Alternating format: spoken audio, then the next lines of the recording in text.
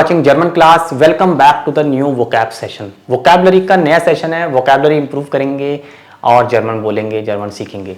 B2 level का topic है। B2 level में ये नया टॉपिक है। हालांकि इसका जो पैरेलल फॉर्म है वो आप ऑलरेडी B1 में सीख चुके हो। जब हम स्टार्ट करेंगे तो आप देखोगे किस तरह से आप सेम स्ट्रक्चर आप पहले भी यूज करके आए हो। आप B1 में आपने यूज किया है। नया क्या है, उसका फॉर्म अलग है, वर्ड्स अलग है, कैसे इसको यूज करना है यही देखना है।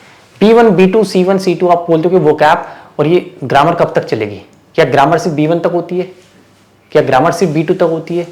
नहीं, ग्रामर आपके लास्ट लेवल C2 तक होती है, लेकिन उसका फॉर्मेशन चेंज होता रहता है, उसका नेचर ऑफ ग्रामर चेंज होता रहता है, बदलता रहता है।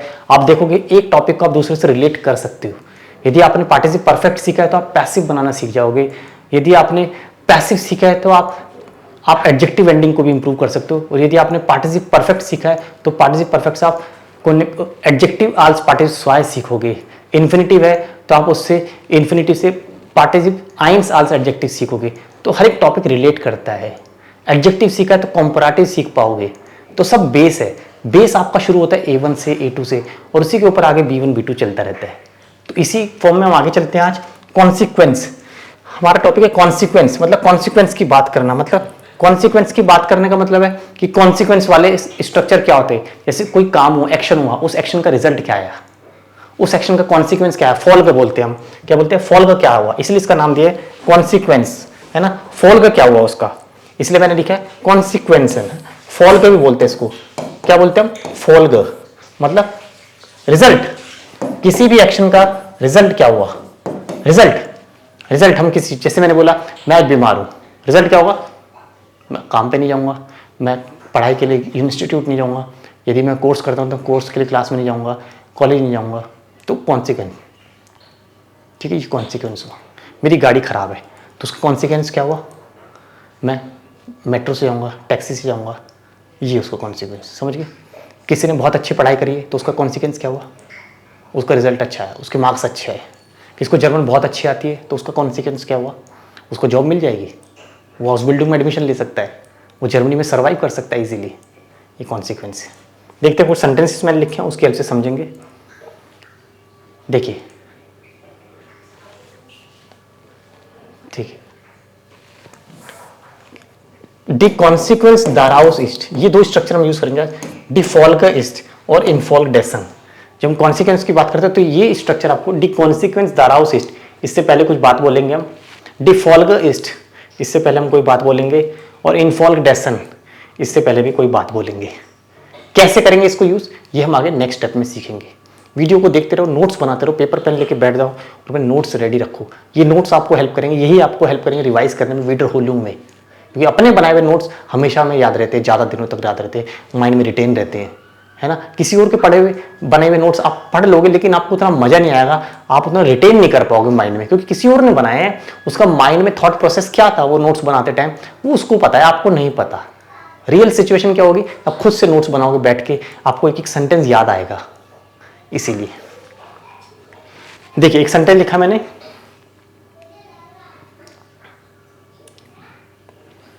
अभी थोड़ा सा इसको देखते हैं, ठीक है, एक सेंटेंस। उसके बाद फिर हम ये यूज करेंगे, डी फॉल्क भी यूज करेंगे, हम डी कॉन्सिक्वेंस दाराउस भी यूज करेंगे, ठीक है, एक सेंटेंस की हेल्प से। चलिए आगे बढ़ते हैं। देखिए सेंटेंस क्या है, डी फर्स्पेटन लीफरूम।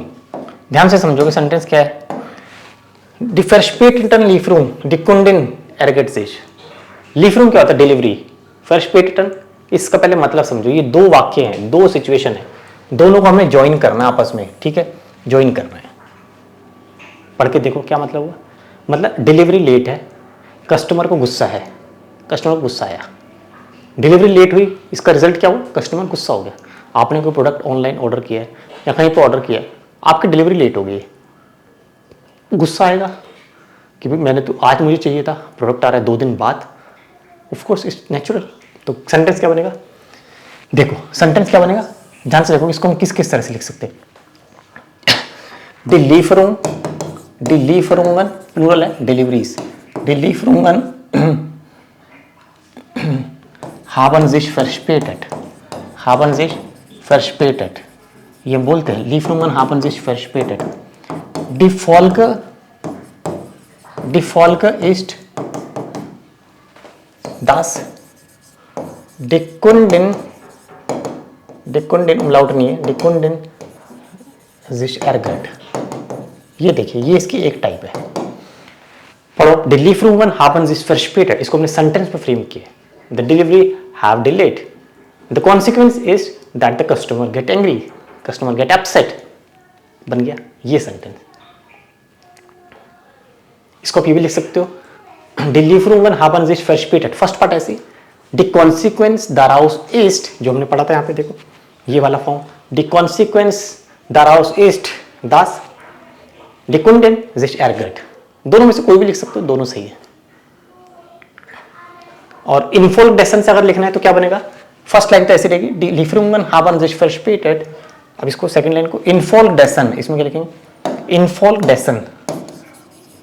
infolgedessen मतलब in consequence of that, अब यहां वर्ब आएगा जैसे डेसाल में आता है, infolgedessen ärgert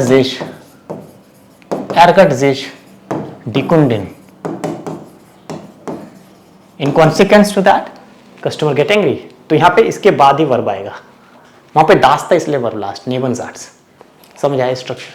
समझ आया तो लाइक करोगे, नोट्स करोगे, इसको नोट करोगे, ये इंपॉर्टेंट है। इनफॉल्गेशन कैसे इसको यूज कर रहे हैं हम, एक और करेंगे हम सेकंड। होटल सर्विस इज सेलेस्ट, देयर गास्ट बेश्वेट जिश यूबर इन सर्विस, कहीं आपने होटल में स्टे किया है, सर्विस आपको खराब मिली, पुअर सर्विस, उसका क्या रिजल्ट होगा, क्या कॉन्सिक्वेंस होगा कि आप गेस्ट हो, कंप्लेंट करिए आपने अबाउट द सर्विस, ये लिखेंगे।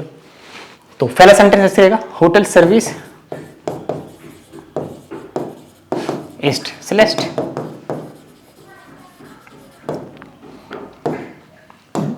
die Consequence daraus ist